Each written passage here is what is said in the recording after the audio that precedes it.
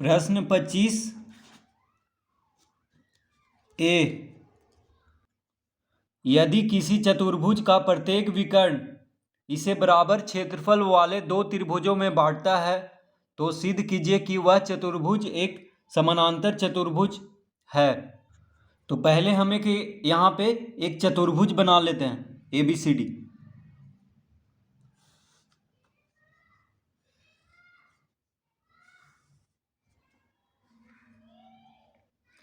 इसको नाम लिखेंगे ABCD। AC को मिला देंगे और BD को मिला देंगे इस तरह से, और AC और BD जहां पे मिला है वहां पे O लिख लेंगे। तो क्या दिया हुआ है हमें उसको लिखेंगे यहां पे पहले। तो लिखेंगे दिया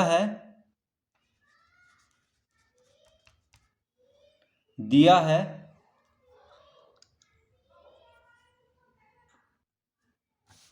एरिया त्रिभुज ABC बराबर एरिया त्रिभुज ACD कॉमा एरिया त्रिभुज ABD बराबर एरिया त्रिभुज BCD।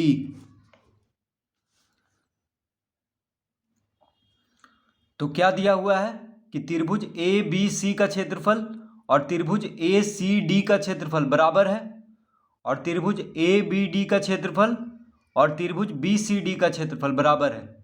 ठीक है, यानी कह रहा है कि यदि किसी चतुर्भुज का प्रत्येक विकर्ण इसे बराबर क्षेत्रफल वाले दो त्रिभुजों में बांटता हो तो सिद्ध कीजिए कि वह चतुर्भुज एक समानांतर चतुर्भुज होता है। तो जो विकर्ण है, देखिए AC क्या है, विकर्ण है, इसको दो बराबर त्रिभुजों में बांट रहा है। उसी तरह BD क्या है, विकर्ण है, तो दो बराबर त्रिभुजों में इसको बांट रहा है, ये दिया हुआ है। तो त्रिभुज ABC का क्षेत्रफल और त्रिभुज ACD का क्षेत्रफल बराबर कह रहा है, और त्रिभुज ABD का क्षेत्रफल और त्रिभुज BCD का क्षेत्रफल बराबर कह रहा है यहाँ पे। तो ये दिया हुआ है, उसको हम लिख लिए हैं। तो देखिए त्रिभुज ABC ये हुआ त्रिभुज ABC, और त्रिभुज ACD ये हुआ, देखिए। फिर उसी तरह त्रिभुज ABD ये हुआ त्रिभुज ABD, और त्रिभुज BCD कौन हुआ, तो त्रिभुज BCD। तो अब यहां पे लिखेंगे सिद्ध करना है। क्या सिद्ध करना है कि ABCD एक समानांतर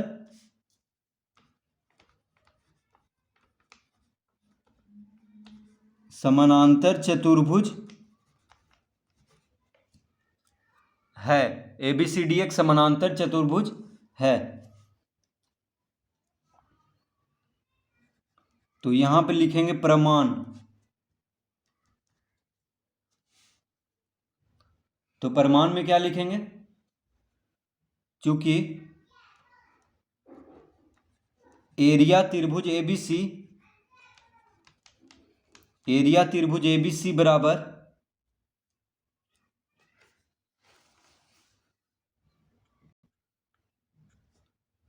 बराबर एरिया त्रिभुज ACD बराबर 1/2 एरिया ABCD। इसको हम पहला लिख लेंगे। तो देखिए क्या दिया हुआ है हमें कि त्रिभुज ABC का क्षेत्रफल और त्रिभुज ACD का क्षेत्रफल बराबर है।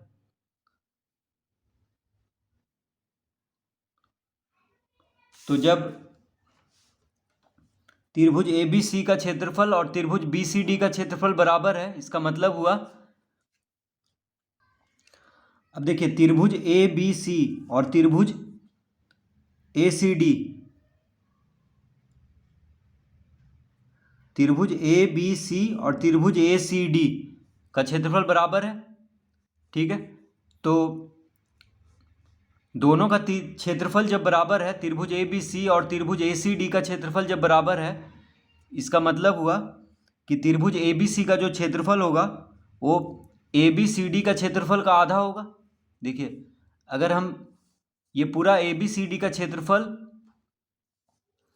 का आधा होगा त्रिभुज ABC का क्षेत्रफल या त्रिभुज ACD का क्षेत्रफल, क्योंकि दोनों त्रिभुज का क्षेत्रफल बराबर है।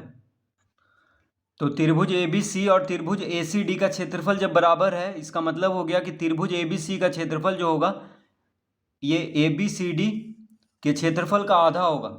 चतुर्भुज ABCD का क्षेत्रफल का आधा होगा त्रिभुज ABC का क्षेत्रफल। तो त्रिभुज ABC का क्षेत्रफल चतुर्भुज ABCD का क्षेत्रफल का आधा होगा, या त्रिभुज ACD का क्षेत्रफल चतुर्भुज ABCD का क्षेत्रफल का आधा होगा। तो वही यहाँ पे हम लिख लिए हैं, त्रिभुज ABC का क्षेत्रफल बराबर त्रिभुज ACD का क्षेत्रफल है, दिया हुआ है ये, तो किसके बराबर हो जाएगा? 1/2 एरिया ABCD, यानी ABCD का क्षेत्रफल का आधा हो जाएगा।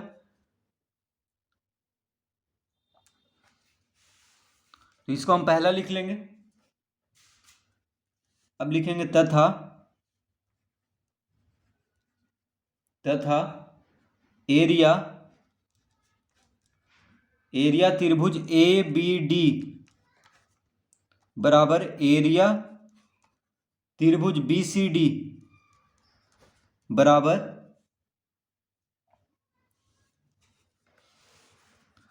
1/2 एरिया ABCD। इसको हम दूसरा लिख लेंगे। तो त्रिभुज ABD और त्रिभुज BCD का क्षेत्रफल बराबर, ये दिया हुआ है हमें। तो जब इन दोनों का क्षेत्रफल बराबर होगा तो इन दोनों का क्षेत्रफल ABCD के क्षेत्रफल का आधा होगा, क्योंकि इन दोनों का क्षेत्रफल बराबर है।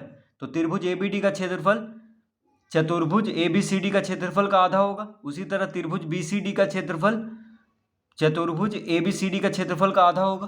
देखिए, त्रिभुज ABD यानी इस त्रिभुज का क्षेत्रफल और त्रिभुज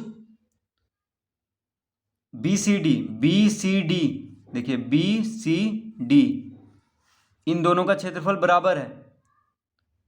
तो जब क्षेत्रफल बराबर है इन दोनों का, तो त्रिभुज ABD का क्षेत्रफल जो होगा चतुर्भुज ABCD का क्षेत्रफल का आधा होगा। उसी तरह त्रिभुज BCD का क्षेत्रफल चतुर्भुज ABCD का क्षेत्रफल का आधा होगा। तो यहाँ पे हम लिख लिए हैं उसी को, और इसको दूसरा लिख लेंगे। तो पहला और दूसरा से अब लिखेंगे, अतः पहला और दूसरा से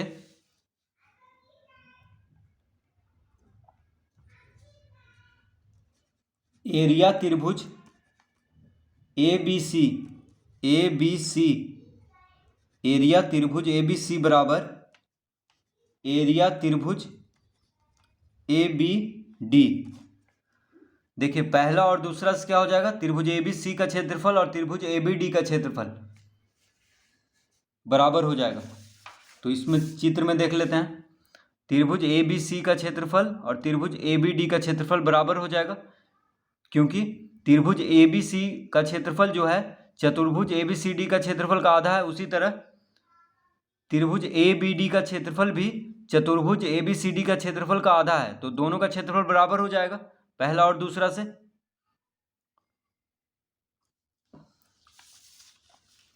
तो इस तरह लिख लेंगे कि पहला और दूसरा से त्रिभुज ABC का क्षेत्रफल और त्रिभुज ABD का क्षेत्रफल बराबर हो जाएगा।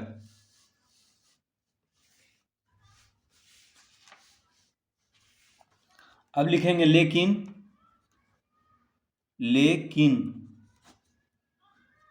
त्रिभुज ABC तथा त्रिभुज ABD एक ही एक ही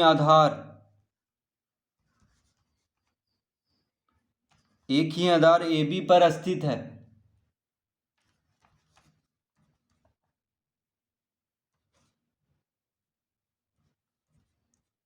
स्थित है, अतः DC समानांतर हो जाएगा AB के।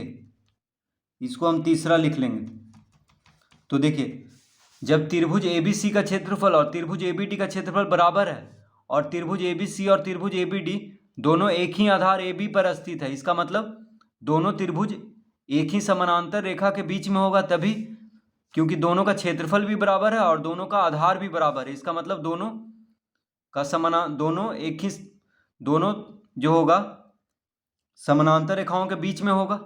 ठीक है, क्योंकि एक ही आधार और समानांतर रेखाओं के बीच में जो त्रिभुज होता है उसका क्षेत्रफल बराबर होता है। तो यहाँ पे उसका उल्टा लग रहा है, क्षेत्रफल बराबर है और दोनों एक ही आधार पे है। इसका मतलब DC समानांतर हो जाएगा AB के। देखिए, त्रिभुज ABC और त्रिभुज ABD, त्रिभुज ABC का क्षेत्रफल और त्रिभुज ABD का क्षेत्रफल बराबर है और दोनों देखिए AB आधार पे है, दोनों का आधार AB है। देखिए ABC ABD दोनों में AB आ रहा है, यानी दोनों का आधार AB हो गया और दोनों का क्षेत्रफल भी बराबर है। इसका मतलब दोनों त्रिभुज समानांतर रेखाओं के बीच में ही होगा। तो AB और CD क्या हो गया, समानांतर, यानी AB और DC समानांतर रेखा हो गया। तो इसको हम तीसरा लिख लेंगे। अब लिखेंगे पुनः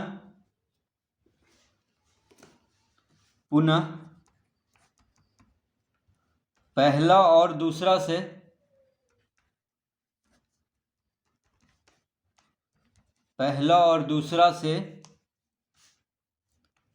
एरिया त्रिभुज ACD बराबर एरिया त्रिभुज BCD। तो देखिए, पहला और दूसरा से त्रिभुज ACD का क्षेत्रफल और त्रिभुज BCD का क्षेत्रफल बराबर हो जाएगा। देखिए, पहला में क्या लिखे थे, त्रिभुज ABC का क्षेत्रफल और त्रिभुज ACD का क्षेत्रफल बराबर है और किसके बराबर है, ABCD के आधा के बराबर है। उसी तरह त्रिभुज ABD का क्षेत्रफल बराबर है त्रिभुज BCD का क्षेत्रफल बराबर है ABCD का आधा का क्षेत्रफल।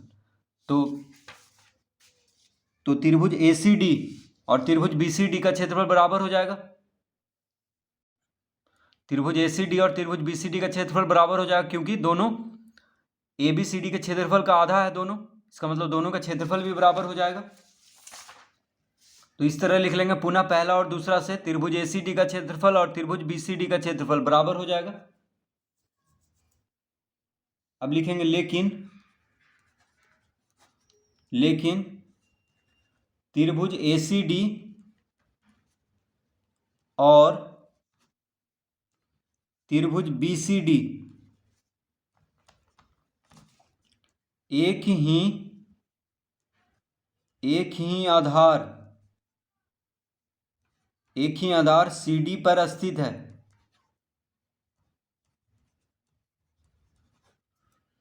लेकिन त्रिभुज ACD और त्रिभुज BCD एक ही आधार CD पर स्थित है। अब देखिए, जब दोनों का क्षेत्रफल बराबर है, त्रिभुज ACD ये त्रिभुज, देखिए त्रिभुज ACD त्रिभुज ACD और त्रिभुज BCD ये त्रिभुज दोनों का आधार CD है। तो जब दोनों का क्षेत्रफल भी बराबर है और दोनों का आधार भी बराबर है, इसका मतलब दोनों जो होगा समानांतर रेखाओं के बीच में होगा। तो लिखेंगे यहां पे, अतः AD समानांतर BC, इसको हम चौथा लिख देंगे। तो देखिए, तीसरा में हम क्या लाए थे, DC समानांतर AB और चौथा में ला दिए AD समानांतर BC। तो लिखेंगे अतः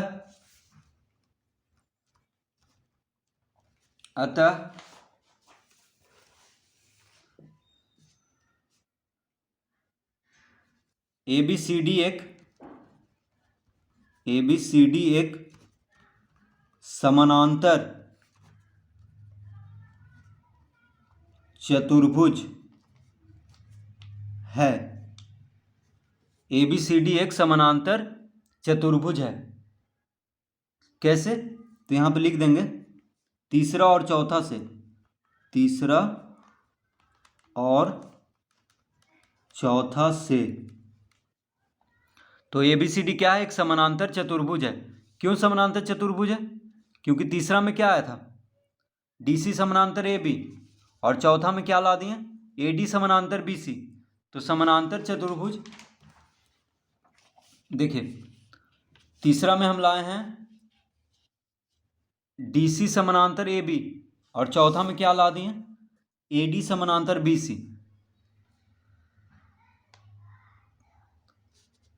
तो जब ए बी सी डी समानांतर हो गया और ए डी बी सी समानांतर हो गया, इसका मतलब क्या हो गया? ए बी सी डी एक समानांतर चतुर्भुज हो गया, क्योंकि समानांतर चतुर्भुज में सम्मुख भुजा क्या होता है? समानांतर होता है। तो इस तरह से इस प्रश्न को हल करेंगे।